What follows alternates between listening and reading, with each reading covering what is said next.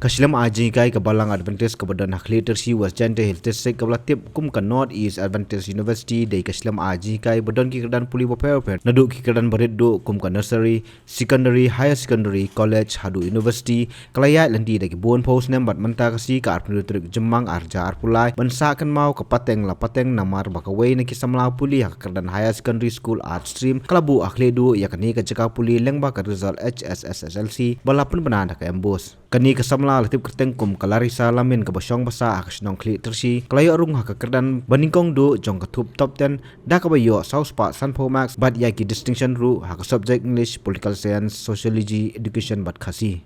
stang tenado wa amet stang snem hi kam tu kra kacik kam tu kadia woman school kam tu te for exam man rap kra bon kentama por man school kam tu dem bon kenta chisni kam tu te for exam man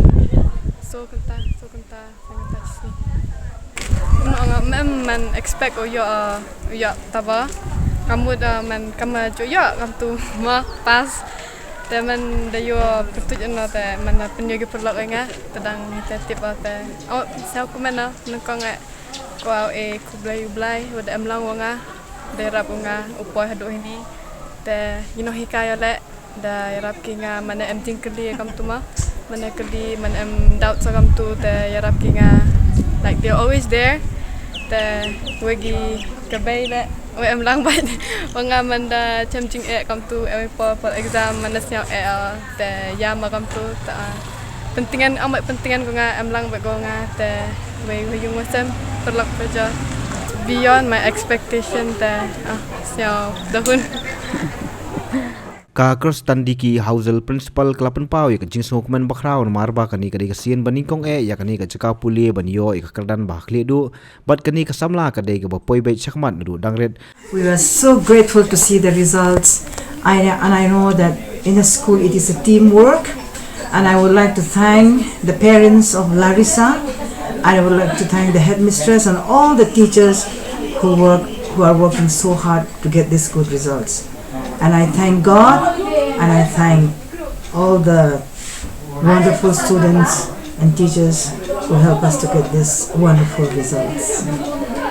This is you said this is the first time for you. Yes, this is the first time that we are on the top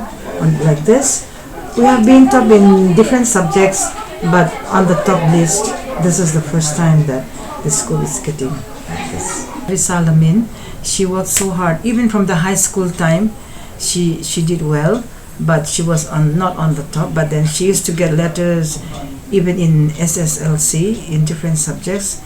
and she works very hard. She never missed the classes, and she never missed the homework. Whenever we give something to check, to write and check, she'll always be the first one to submit.